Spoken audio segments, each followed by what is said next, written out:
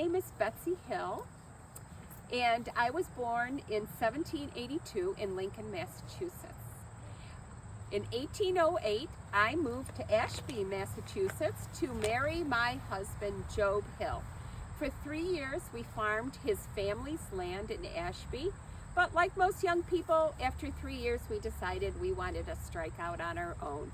So we decided to head north to what is now Vermont, but what was known as the New Woods back then. Vermont at that point was a wilderness of hardwood forests. Speculators were giving plots of acreage to people, and they had 3 years to pay them back for that land. Now, you might not know this, but it takes about 3 years to clear land for pasturage and farmland, and at the same time to build a log cabin and a barn. Unfortunately, following on those 3 years, we had 3 years of very bad weather. It was 3 years of very, very cold weather. There was one June when we had 5-inch icicles hanging from the log cabin side. As soon as something green would put up its little head, it would shrivel and die. Those were years of terrible deprivation and hardship. There was never enough to eat.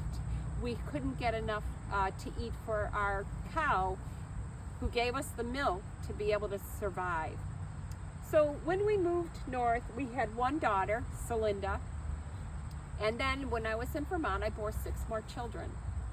Unfortunately, we lost our 10-year-old daughter in Vermont and a 9-month-old infant son. Not surprisingly, life was extremely hard, even though we were somewhat protected from disease. People, after about, when it got close to the 1820s, later on in the 1820s, it was clear that people were going to have to forfeit their land. We managed to hang on to ours, but it was such a hard life that people started looking to the new frontier, which at that time was Ohio. And they started packing up to leave with what they had, which was not very much. It was very, very hard scrabble. We decided to come to Peterborough. In 1825, we arrived in Peterborough and were very happy to see some 2-horse carriages, which was a sign of prosperity. So for 4 years, Job worked at various things like woodworking and some metalworking and at one of the factories manufacturing.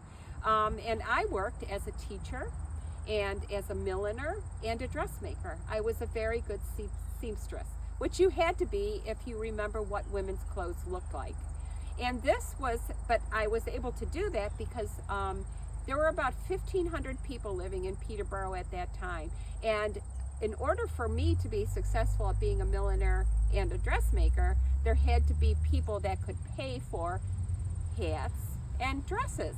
And there were.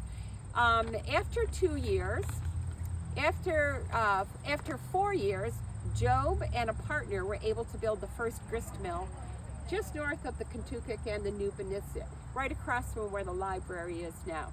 And it was very successful. We were very happy we had come to Peterborough.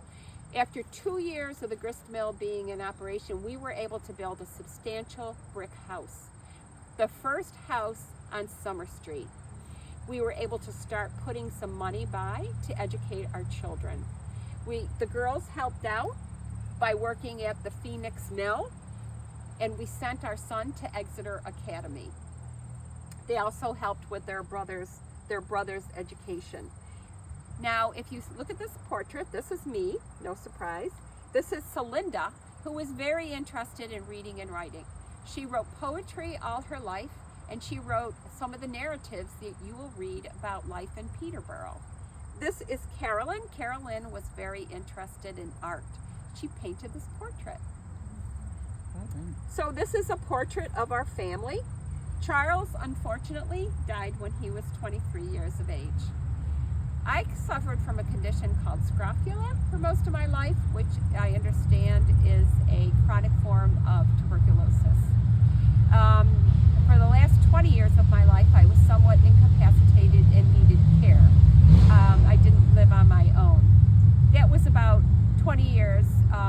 I lived for about 20 years years after my husband Joe died, and I think that's when I started to go downhill. But I managed to live till I was 96 and 5 months, which is 96 years and 5 months, highly unusual for this age. That's wonderful.